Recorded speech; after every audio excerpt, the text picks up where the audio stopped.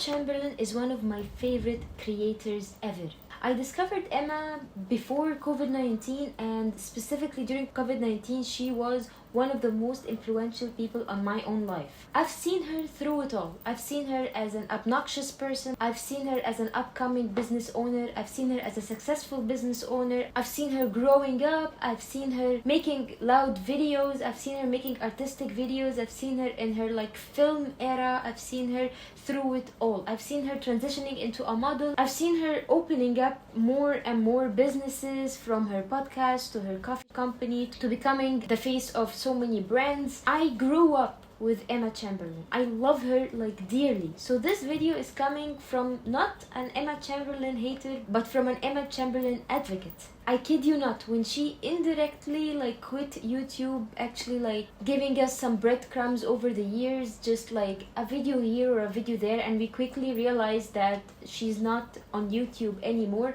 I was going through a breakup of my own. I was going through my own depression period.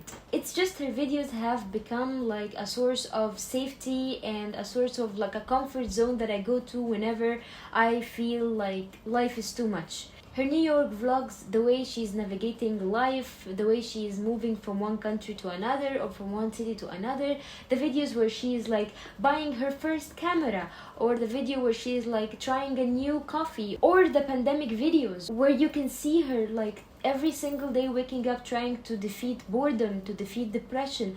She's just a person that has impacted my life in so many ways she will never understand.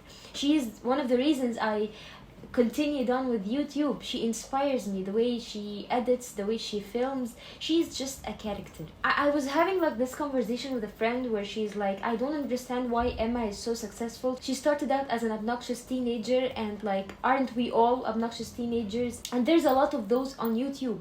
But Emma is not just a character. Emma is a very smart businesswoman.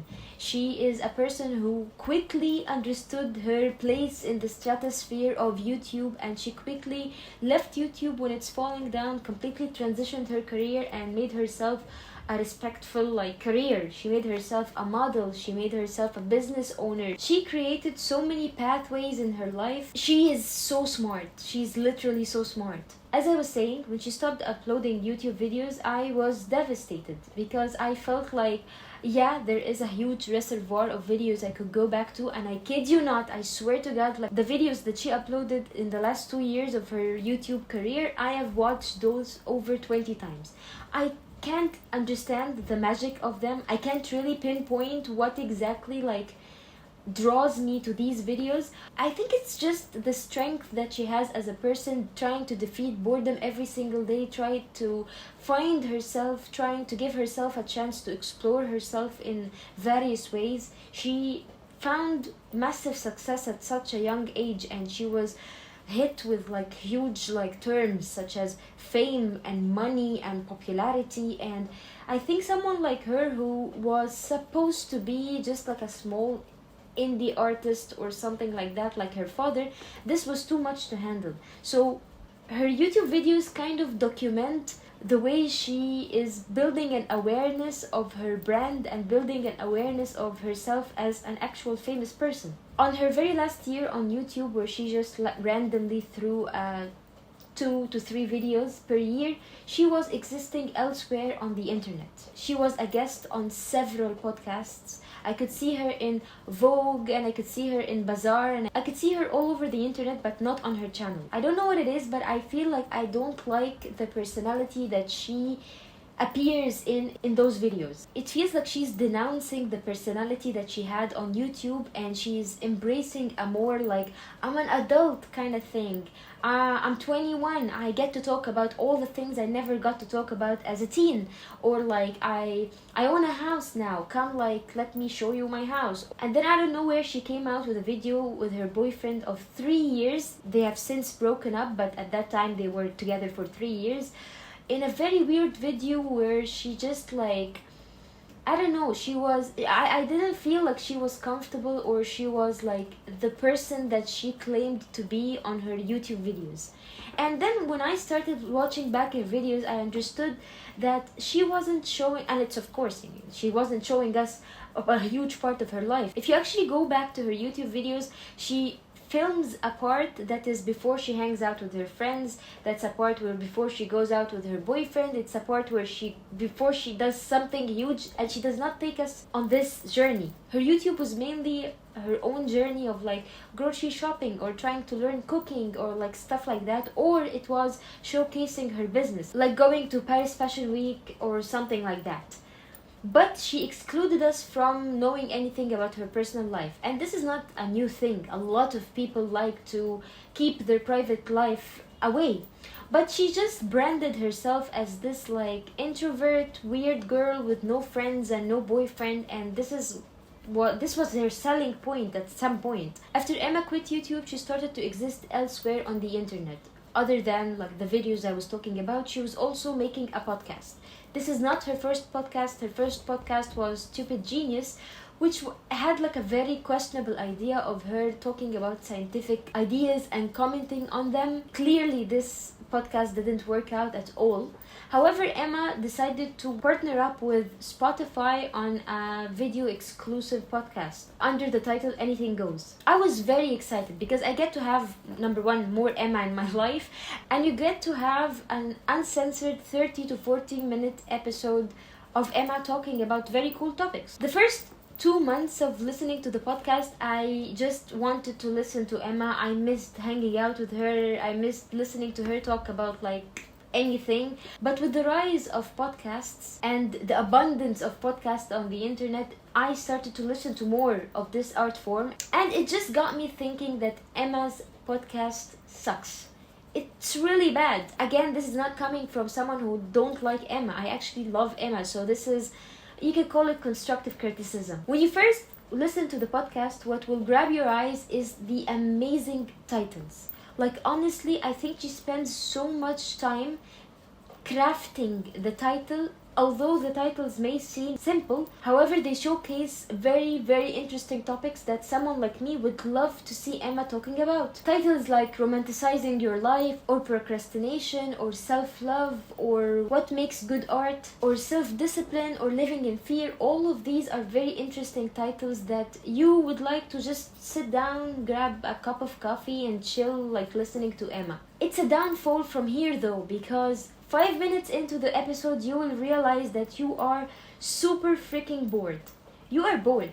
Emma has nothing to talk about, she's just rambling, and you quickly realize that the episode is not what you asked for, and it's not what you were promised. The way Emma marketed this podcast is that it's going to be like an uncut, unfiltered conversation between Emma and her friend, which is you, the viewer. And you quickly realize that there is a lack of substance in her podcast. There is no substance in her podcast, and it takes away from the authenticity that you would like to have from Emma. She feels that she is talking about these subjects in a very deep way, but honestly all you get is a surface level conversation. So rather than engaging with the viewer, telling them a little bit of anecdotes or whatever, she is like kind of pushing the viewer away by making everything philosophized. It made me feel like I'm listening to my obnoxious friend who feels like everything is deep and everything like revolves around her. Another aspect that you will see in Emma's podcast is that she interviews other people. And let me tell you, there's a very questionable interview style in her podcast. One of my favorite people ever is Mac DeMarco. Mac DeMarco is like literally like who I want to be when I grow up. When I saw that he's gonna be a guest on the show, I was super excited. Like, because I believe that Emma and Mac kind of share some vibes, like with how chill and like laid back they are, but it's just boring.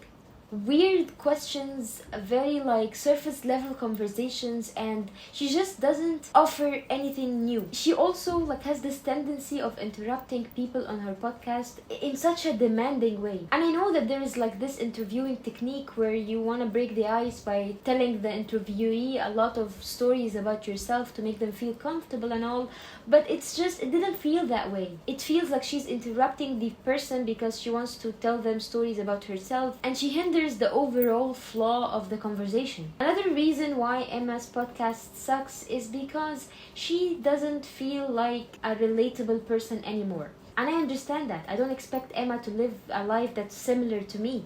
But it's just the way she marketed and branded her podcast that makes you feel like she didn't understand that she has transitioned from a normal person into a very famous person who has very famous person problems. I feel like this is not what I signed up for. Like, when I willingly go watch an episode of Keeping Up with the Kardashians, I know what I'm signing up for. I'm not waiting for Kim Kardashian to tell me about like normal, relatable life problems. I know I'm signing up to a bunch of obnoxious people who are faking everything, and I don't mind it. This is the beauty of the reality TV shows. But with Emma, it's different. It's the way she talks. She wants to make you feel like there are no boundaries between us. There are no like guards between us. Let's talk like from a normal person to a normal person. Let's talk about like life problems. Let's talk about world problems.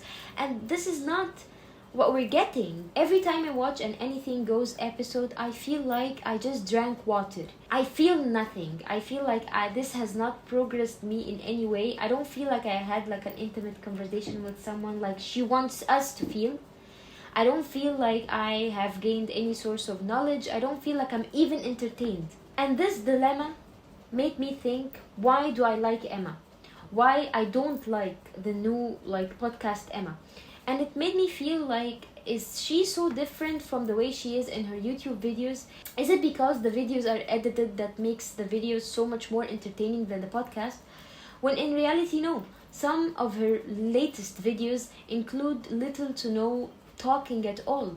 It feels like a short movie of you seeing a postmodern person. So no, it's not about the substance. I just feel like Emma did not actually target her strength in this podcast, and instead she's still trying to have like unfiltered rants when this isn't actually her strong point. I think one of the best features in Emma's videos is her ability to edit.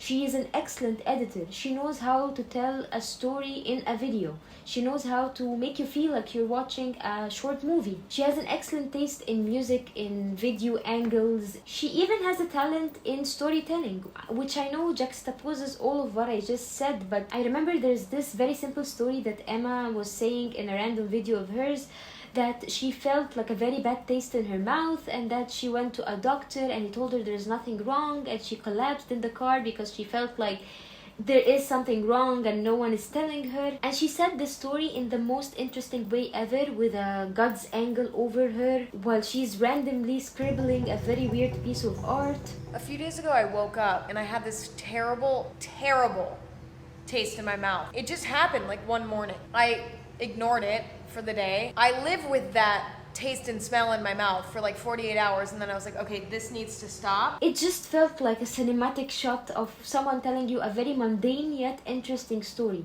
So I just feel like this is exactly what the podcast is lacking.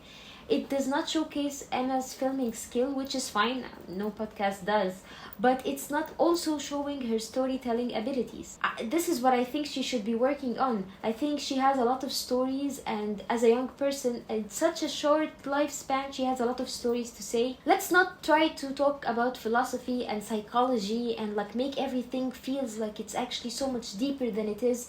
Let's actually like just have a normal conversation about like mundane stuff without being pretentious. Do you like Emma's podcast? I would love to know your opinion. Please let me know down below.